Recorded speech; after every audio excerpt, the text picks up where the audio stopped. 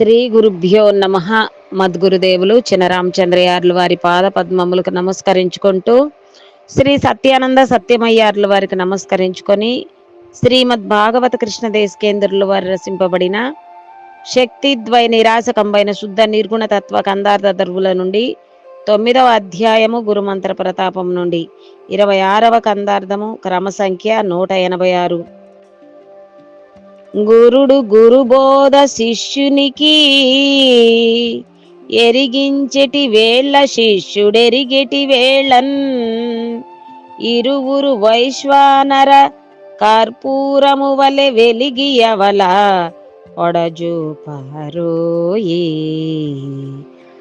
అట్లనే నీవిక్కడ తెలియుమోయి. పరిపూర్ణ మెరుకాల నిరిగియ మీదట ఎరుకాను విడచూటే గురు బోధంచెరుగుము పొడచూపరోయి. అట్లనే నీవిక్కడ తెలియుమోయి. శ్రీ గురుభ్యో నమః. ఆత్మానాత్మరకితం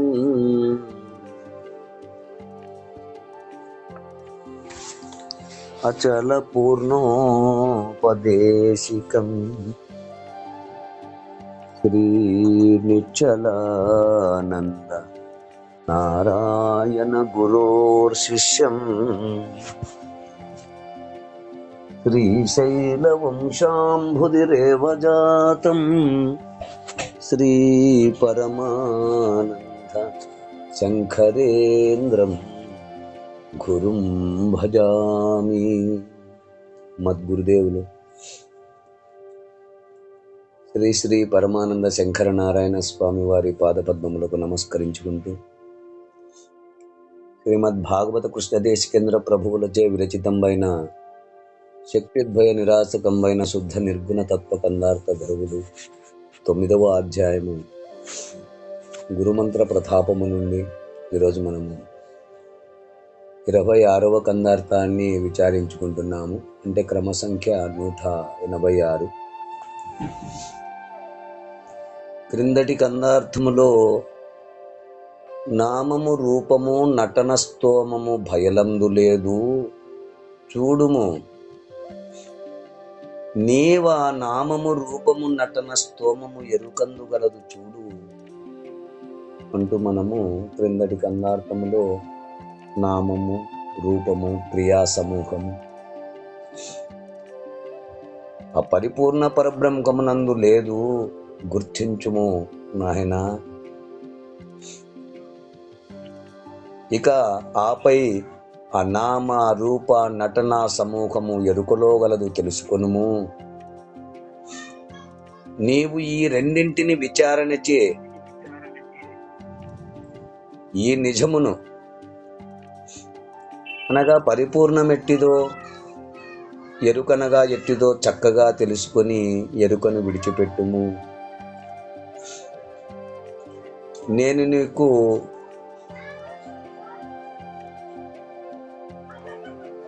అనేక మార్లు ఎంత బోధించినను ఈ విధానమే తప్ప పునరావృత్తి రహితమునకు రెండవ మార్గము మరేదీ లేదు అంటూ మనము క్రిందటి కందార్థమునందు విచారించుకున్నాము. ఇక తదుపరి కందార్థము 9వ అధ్యాయము గురుమంత్ర ప్రతాపములో 26వ కందార్థము క్రమ సంఖ్య 186 పరిపూర్ణ బోధ.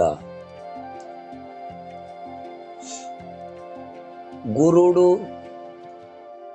గురుబోధను శిష్యుని కెరిగించుట వేళ శిష్యుడెరిగేటి వేళన్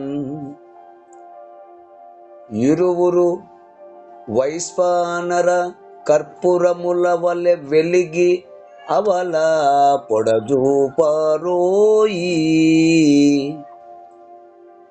అట్లనే నీవిక్కడ తెలియుమోయి. పరిపూర్ణ మెరుకాల నెరిగి ఆ మీదట ఎరుకాను విడచూటే గురుబోధం చెరుగుము పొడదూపరోయి అట్లనే నీవిక్కడ తెలియుమోయి. శిష్య, అయ్యా వివరించండి నాయన. ఈ కందార్థమందు ద్వాదశి షోడశి అనగా పరిపూర్ణము ద్రాష్టాంతముగా చెప్పుచున్నారు. ఈ కందార్థమందు ద్వాదశి షోడశి మంత్రములే కాక పంచదశి మంత్రము యొక్క విధానము కూడా చెప్పబడుచున్నది. గురుడు కనుక గురుడు పరిపూర్ణ భావమును ఉన్నట్లుగా దృఢపరుచుకున్నవాడు గనుక గురు బోధను. చూడు, ఇక్కడ ఏం తెలియచేస్తున్నారు అంటే గురుడు గురుబోధ అంటే అక్కడ మనము ఇక్కడ బాగా గ్రహించాల్సినది ఉంది. గురుడు గురుబోధను శిష్యునికి ఎరిగించేటి వేళ అంటే ఇక్కడ గురుడు గురుబోధను అంటే ఇప్పుడు ఉదాహరణకు ఇప్పుడు ఇప్పుడు మీ గురువు గారు ఉన్నారనుకో, శాంతానంద స్వామి. అట్లా ఆ శాంతానంద స్వామి ఎవరి బోధన తెలియచేస్తున్నారు అంటే వారి గురుబోధను. వారి గురువు ఎవరు? అనుభవానంద స్వామి. అట్లుగా గురుడు వారి గురువు ద్వారా ఆ గురుబోధను దృఢపరుచుకున్నవారు కనుక అంటే ఉన్నది ఉన్నట్లుగా లేనిది లేనట్లుగా, అపరిపూర్ణ భావమును ఉన్నది ఉన్నట్లుగాను ఎరుకను లేనిది లేనట్లుగాను దృఢపరుచుకున్నవారు గనక గురుబోధను తాను దృఢపరుచుకున్న పరిపూర్ణ భావమును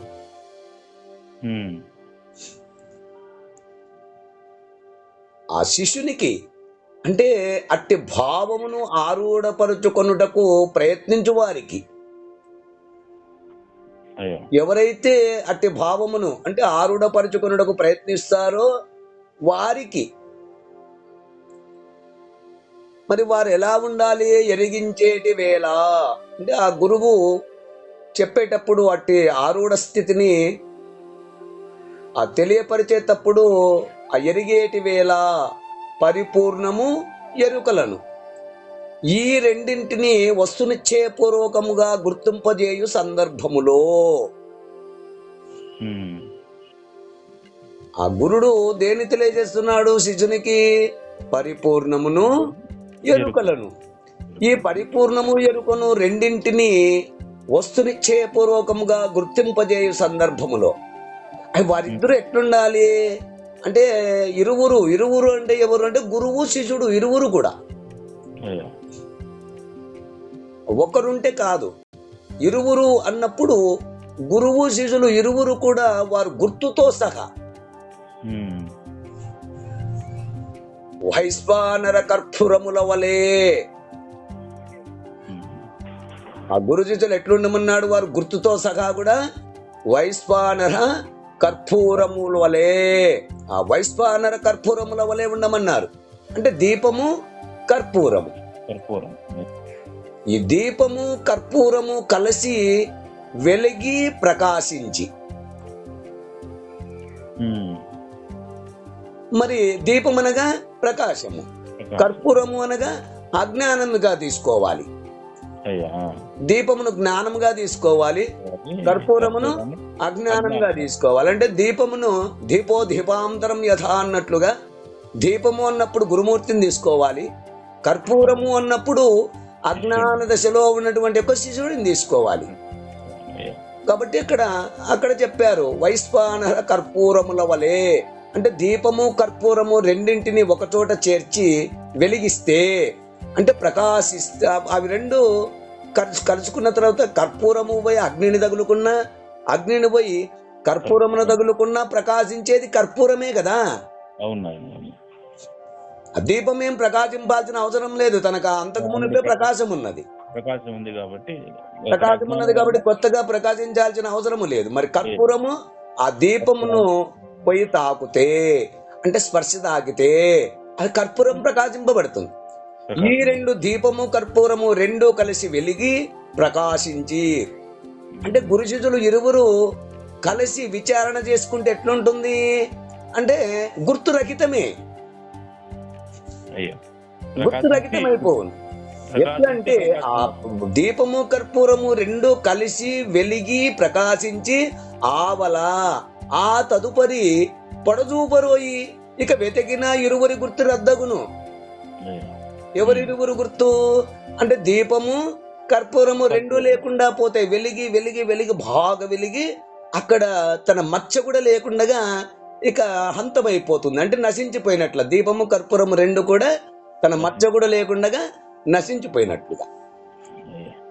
ఆ విధముగా ఇక్కడ గురువు శిష్యులు ఇరువురు కూడా మరి ఆ వెలిగించేటి వేళ ఎరిగేటి వేళ, గురుడు ఎరిగించేటి వేళ శిష్యుడు ఎరిగేటి వేళ, ఈ సమయమున అంటే ఈ సందర్భములో ఆ ఇరువురు కూడా ఆ విధంగా ఎరుక పరిపూర్ణములను రెండింటిని బాగా ఉన్నది ఉన్నట్లుగా అంటే పరిపూర్ణమును శాశ్వతమైనదనియు ఎరుక ఎప్పుడు ఇది పుట్టనే లేదనియు ఈ విధముగా ఆ గుర్తు రహితపరుచుకునేటందుకు ఆ పరిపూర్ణము ఎరుకను రెండింటిని చక్కగా గురుమూర్తి ద్వారా మనసుకు దృఢపరుచుకున్న తర్వాత వెతకిన ఇరువురి గుర్తు రద్దగును. ఇక గురువుకు పని తీరిపోతుంది, శిష్యుడికి పని తీరిపో. రద్దగును అంటే ఏంటి అంటే లేకుండా పోవును. ఆ కర్పూరము దీపము ఏ విధంగా వెలిగి లేకుండా పోయావో అట్లనే గురు శిష్యులు ఇద్దరు కూడి చక్కగా ఉన్నది లేనిది రెండింటిని విచారించుకుని దృఢపడుకున్న తర్వాత ఇక గురువు పని తీరిపోతుంది, శిష్యుడు విచారణ తీరిపోతుంది.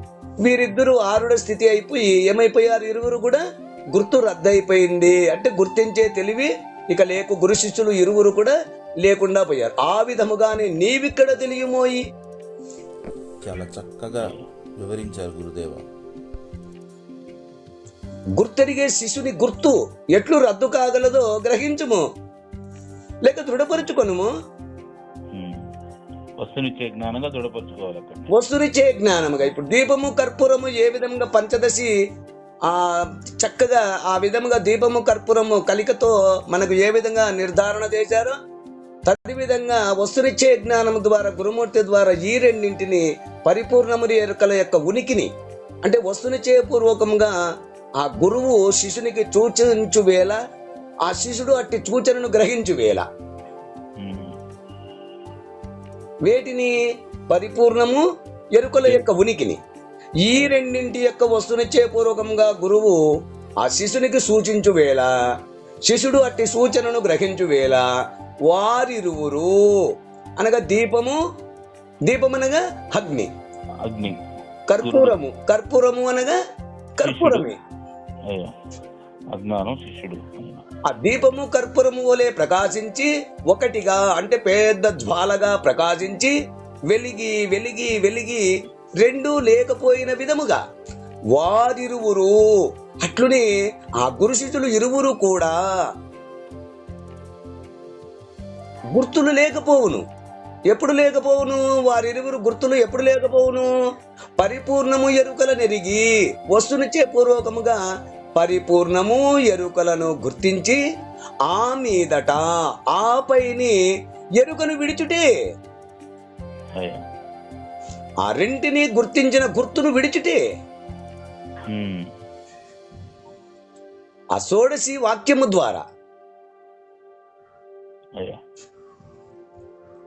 గురుబోధం జరుగుము. గురుబోధ ఎందలి క్రమ విధానము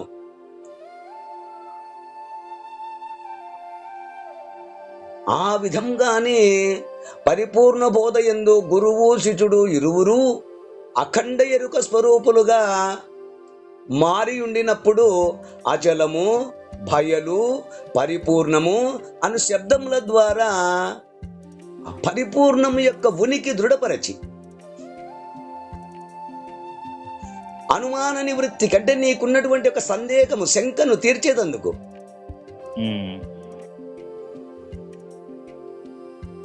శంక అనగా అనుమానం, నీ సందేహం నివృత్తి చేసేటందుకు. అచలమనియు బయలనియు పరిపూర్ణము అనియు శబ్దముల ద్వారా ఆ పరిపూర్ణము యొక్క ఉనికిని దృఢపరచి అనుమానము సందేహ నివృత్తికి ద్వాదశి వాక్యము ద్వారా ఆవరణము నుండి విడిపించును. ఏ ఆవరణములోనైతే నీవు ఇప్పటిదాకా ఉన్నాననుకున్నావో ఆ ఆవరణము నుండి విడిపించును. సందేహం నివృత్తి అయిపోతుంది. ఆ సందేహము ఇప్పుడు అంతఃకరణ అనేటువంటి ఆవరణము అది దృఢపడితే ఇక నీవు ఏ ఆవరణములోనైతే ఉన్నావో ఆ ఆవరణము నుండి విడిపించేసును.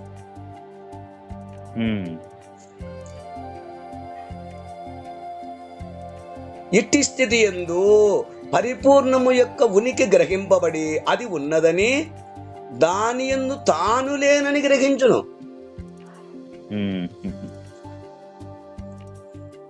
ఇది లేని ఎరుక స్థితి.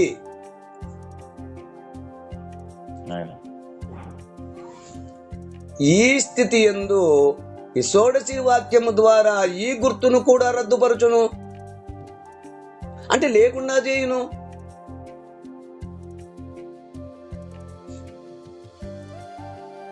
ఆ విధముగా దృఢపరుచుకున్న పిదప అంటే రద్దయిన స్థితిని పంచదశి మంత్రము ద్వారా అనగా కలతోచిన శరీరము ఎలాగు లేదో అలాగునే మూలము లేని గుర్తెరిగే శరీరము లేదని,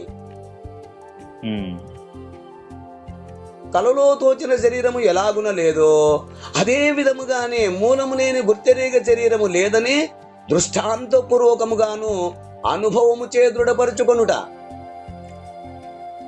ఇక్కడ దృష్టాంతం అంటే ఏంటి? కర్పూరము దీప సంయోగమే, ఇంకొకటి కాదు. ఆ రెండింటిని ఒక చోట చేర్చి ప్రకాశింపచేయటమే దృష్టాంతం. కనుక కర్పూరము దీప సంయోగము చెందితే ఎలాగున లేకుండా పోయిందో ప్రకాశించి అలాగునే మూలము లేని గుర్తెరిగే శరీరము లేనిదని ద్రాష్టాంతము ద్వారా దృఢపరుచును.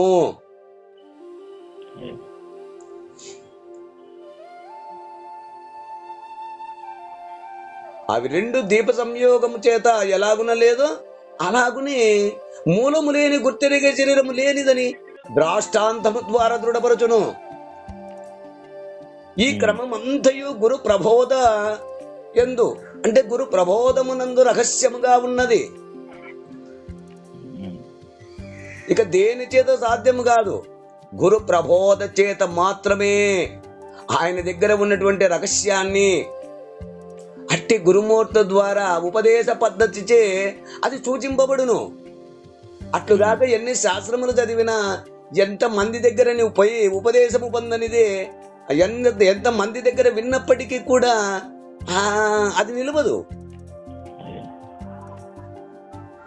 అట్టి రహస్యముగానున్నది ఉపదేశ పద్ధతిచే సూచింపబడును గనక ఇదే పరిపూర్ణ బోధ శిష్యునికి బోధించు విధానం. అయితే సాంప్రదాయక పద్ధతి గల గురువు చేత మాత్రమే ఈ రహస్యము తెలియను. ఏ విధంగా తెలియను? సాంప్రదాయక పద్ధతి గల గురువు చేత మాత్రమే ఈ రహస్యము తెలియను, ఇతరము చే తెలియ సాధ్యము కాదు అంటూ మనకు ఈ కన్నార్థము ద్వారా వివరణను అందిస్తున్నారు. ఈ కన్నార్థ భావాన్ని మీరు కూడా అందుకుంటారని కోరుకుంటూ జై గురుదేవ. జై గురుదేవ. జై గురుదేవ. జై గురుదేవ.